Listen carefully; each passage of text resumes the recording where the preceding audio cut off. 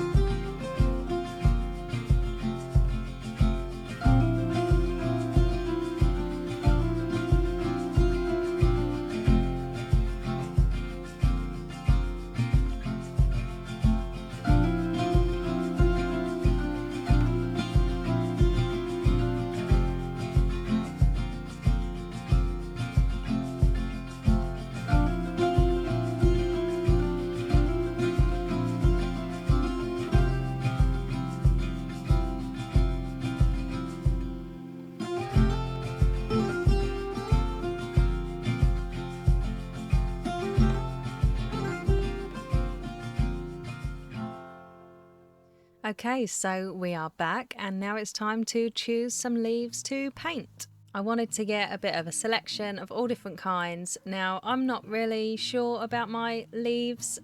If there's any leaf collectors watching this video, then let me know which ones I picked, because I'm not actually sure on the names of these and I would like to know. I suppose I could do like a leaf identifier thing, but I haven't, so... But I've got to say, that was so lovely to just go for a nice walk with my dogs and collect some leaves and really look at all the nature around, especially this time of year. And now we're back, and Nachi likes to sit next to me while I paint usually, so he's quite happy there on the seat. And I am just gathering some art supplies. So as I said, and as you've probably seen by the title of this video, today I will be swatching the Kuretake Gansai Tambi Granulating Watercolours.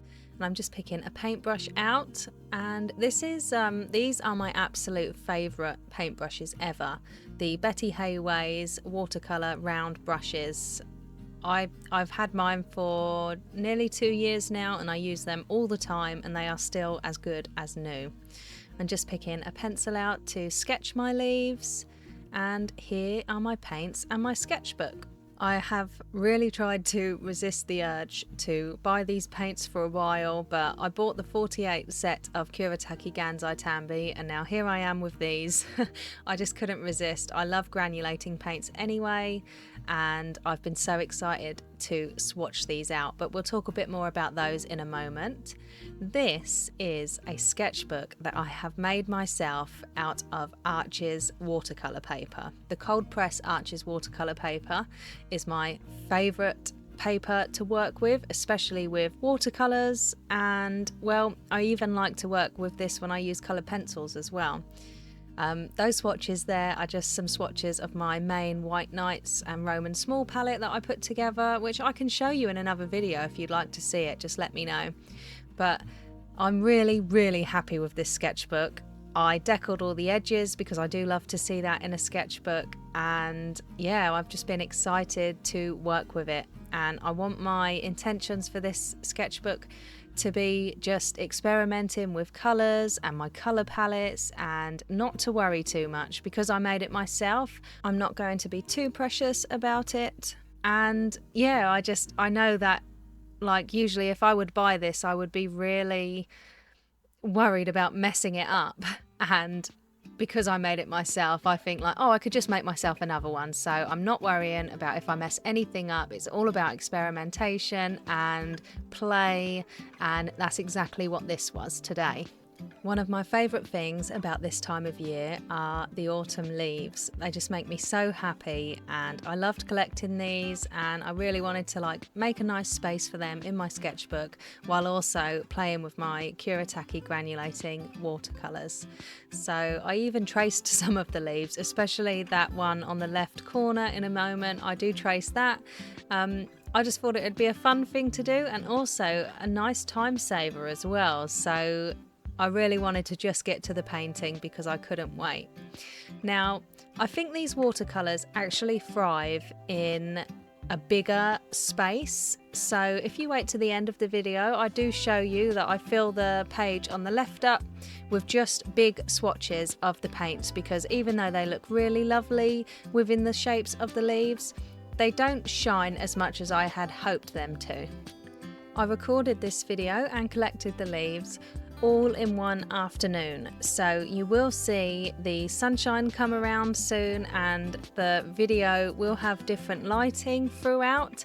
I am currently living round a caravan on a farm and will be for another month or so yet, because my family run a Halloween event in Northamptonshire. And I don't have any of my studio lighting here with me, so I just had to rely on the sunshine to light this video. So I hope that's okay, and I hope it doesn't affect anything for you. I've tried to edit out any flashing from the sun coming through because I've sped this video up a lot, so I hope that's all good for you. Now I'm just filling in my first leaf shape with water. I do that with all of these leaves, and then I drop in the colours. The colours in the set are all Aurora colours. So we've got Aurora Red first, which I'm using here, Aurora Pink, Aurora Orange, Aurora Blue and Aurora Violet. This set also comes with one empty pan, which I suppose could be a little bit disappointing. It would have been nice to have an Aurora Green or something like that. But I think the reason they might have included the empty pan in this set is because it says on the back of the box, you can enjoy greater changes in colour by dissolving the watercolours in lots of water and letting the colours separate on your palette before painting.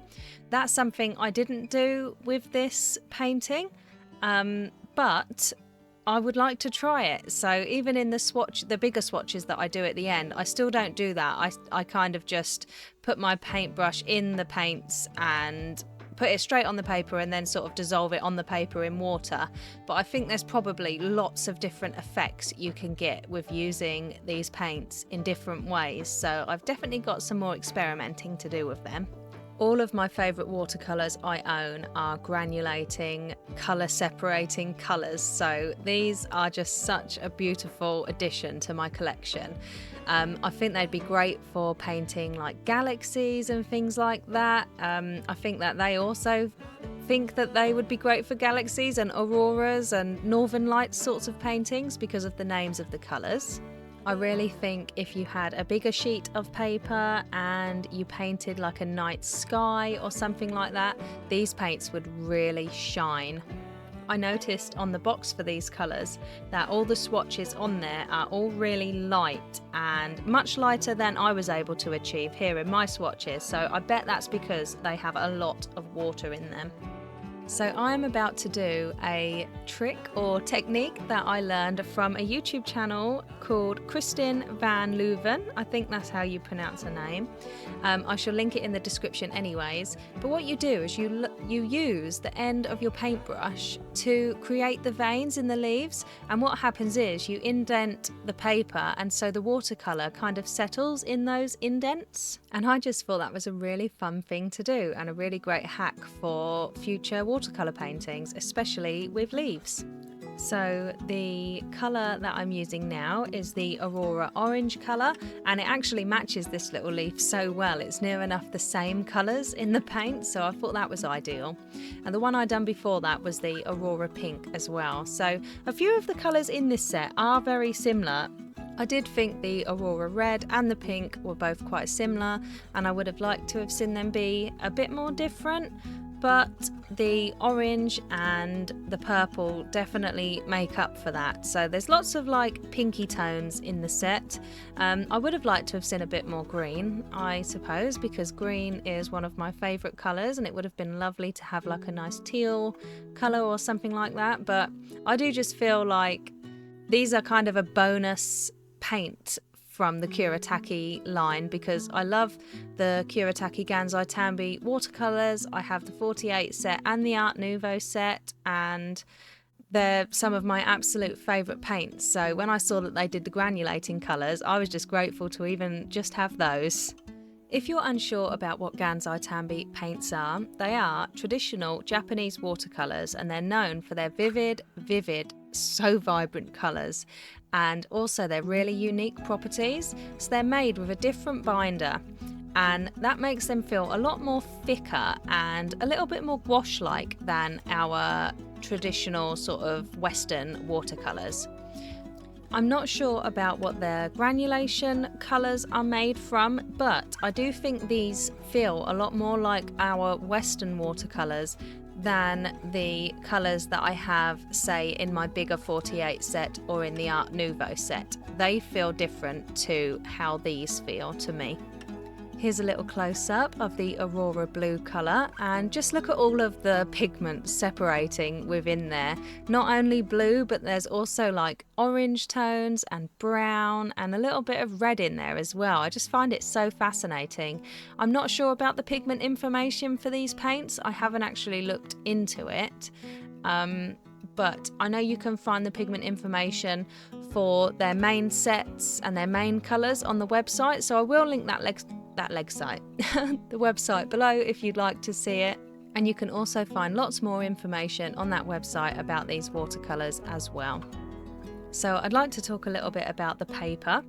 On the packaging for these colours, it also says that the degree of colour separation and blurring may vary depending on the type of paper used. So if you're unfamiliar with granulating colours, they work best on a cold pressed or a rough watercolour paper, and that's just because the texture of the paper helps the pigments to separate and really helps them to shine. I think that this Arrtx cold press watercolour paper has the most beautiful texture I've ever known in any watercolour paper, and I think that granulating watercolours work fabulously on this paper. The side that I'm working on right now is the front side of the paper, and that is definitely a little bit more textured than the back side. So the back side is on the left hand side of the page, and the swatches that I do on there later on to show you are not, I suppose, they don't come out as well as they could have done if I would have done them on the front side. But I've made this sketchbook, and you can definitely work on both sides of Arrtx paper. So I've tried it, and they do still work really well. I suppose the way I would explain it is the back side is kind of like a squashed version of the front side, you know? The texture is still there, but it's not quite as prominent. Was that a ramble? I think that was a ramble. Anyway, now I'm going over my swatches with some details. So I let my paint dry, and I'm just using my rigger brush with a thicker layer of paint to go on top and add in more veins in the leaves, and also to just bring out the veins that I added with the end of my paintbrush. It was so nice to use the actual real life leaves as my reference instead of using a reference photo, so I could really hold the leaves in my hand and have a proper look at how the leaves, like how the veins in the leaves go and the direction, and it was just really nice and such a mindful exercise. I should definitely do this more often, because staring at your computer screen or phone screen or any sort of screen that you use for reference, it kind of takes me away from real life. I don't know if that's the same for you, but this is why I've really enjoyed doing my abstract art lately with just using colour palettes, because I haven't had to have any screens around me for reference photos, and I felt the same way about this painting. It was just so nice to have the real life leaf in front of me rather than looking at a screen. I definitely recommend it. So I'm just finishing up now by adding in some splatters. I do love a splatter when it comes to watercolours, and I thought it would be a nice way to finish off this page. And I'm also going to go over the leaves with a white gel pen just to bring out some highlights and really bring these leaves to life. The gel pen that I'm loving at the moment is this Arrtx White Gel Pen, and it's really great for going on top of watercolour work. I find that it doesn't skip much over the paper, which my Jelly Roll white gel pens do, and it's really annoying. So I really enjoy working with these Arrtx ones. And I will just say that they did send me a set of their gel pens for free, along with the acrylic markers that they sent me, so I just wanted to let you know that. But I will link the gel pens and every other item that I used in this video in the description. I'll try and remember everything, just so you can go and check them out, and a few of the links will be affiliate links, so that means if you was to purchase anything through those links, I would get a small commission at no extra cost to you. So I've never actually said that in my videos before, but I thought I would just say so now, just so you all know if you've made it this far into the video. And if you have made it this far into the video, thank you so much. I really appreciate you, and you are helping me and my channel achieve our dreams more than you can imagine, so thank you very much. If you are still here, then let me know by telling me in the comments what your favourite leaf is that I done on this sketchbook page. I really love this bottom one that I used the Aurora blue on, and I also love the top right one, which I'm pretty sure is an oak tree, because that's quite a easy one to guess. I even love how the splatters came out on this page. There's some bright orange splatters there, and just it really also shows, just by doing that, all the different colour variation within these paints. And I definitely like to play with them a lot more, so I can see if I can achieve the vibrancy and the colours on the box. So I'm going to show you now my bigger swatches that I did after I finished these leaves, and you can see here I really tried to add lots of water, and especially that Aurora orange. It just came out so amazingly, and I wanted a green, and look at how much green is in that swatch. So I am not disappointed with these paints, and I think the more water you add to them, the more life you bring to them. So I hope you have enjoyed this video today, and I hope you've learned something about these granulating watercolours. Don't forget to like and subscribe before you go, and I can't wait to see you in my next video. Take care guys, I'll see you later. Bye.